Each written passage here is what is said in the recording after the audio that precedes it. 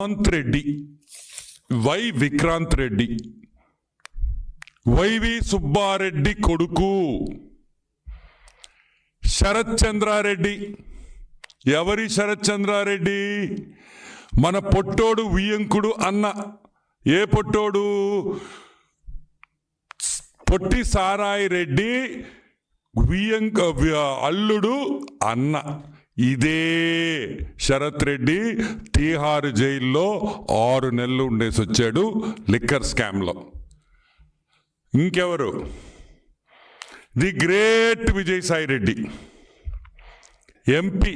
పొట్టి సారాయి రెడ్డి కూడా ఈరోజు ఈ ఎఫ్ఐఆర్లో పెట్టారు. ఎందుకు పెట్టారు? ఎందుకంటే అరబిందో అనే కంపెనీ, ఏ కంపెనీ దీంట్లో వాటా కొనిందో ఆ అరబిందో వియంకుడు విజయసాయి రెడ్డి, పొట్టి సారాయి రెడ్డి కాబట్టి అని మీకు అందరికీ మనవి చేస్తున్నా. కత్తులు పెట్టారు, గన్నులు పెట్టారు, బెదిరించారు, మీటింగులు పెట్టారు, ఇంటికి రమ్మన్నారు ఆ కేవీ రావు గారిని. కేవీఆర్ గ్రూప్ అంటాం వాళ్ళని. ఆ కేవీ రావుని ఇంటికి రమ్మన్నారు. ఆ విషయం ఏ విధంగా వీళ్ళు ఆ షేర్స్ దొబ్బేశారో అది నేను కాకినాడ సీపోర్ట్ దగ్గరికి వచ్చినప్పుడు మాట్లాడతా. ప్రస్తుతానికి కాకినాడ సెజ్ గురించి మాట్లాడతాం. ఓకే, కాకినాడ సెజ్ 320 ఎకరాలు ఎంతకు కొన్నారో తెలుసా?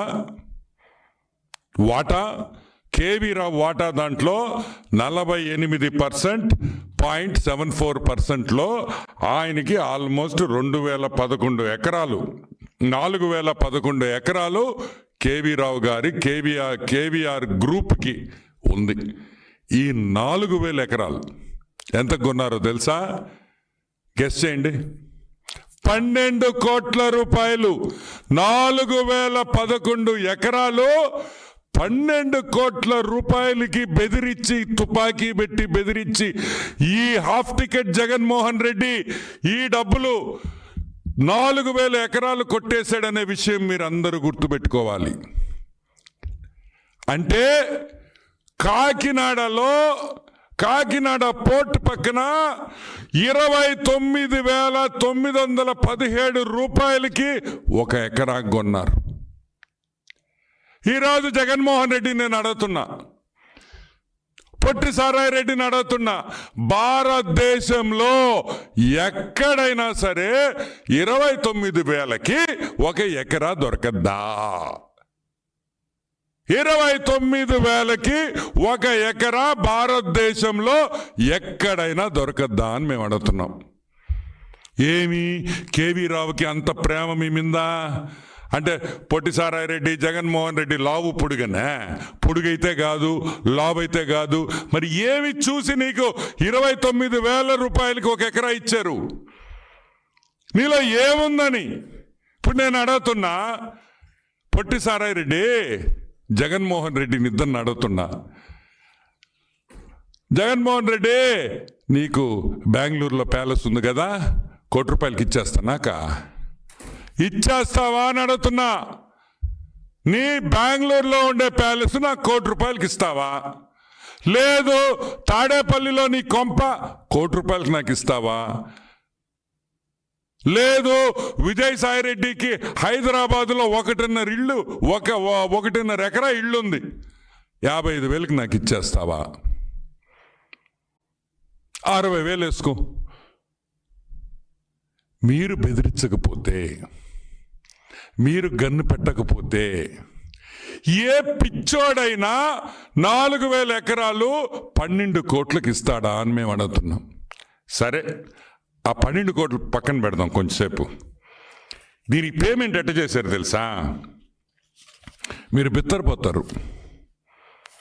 చెక్ పేమెంట్ చేశారు. ఏది? 12/10/2020లో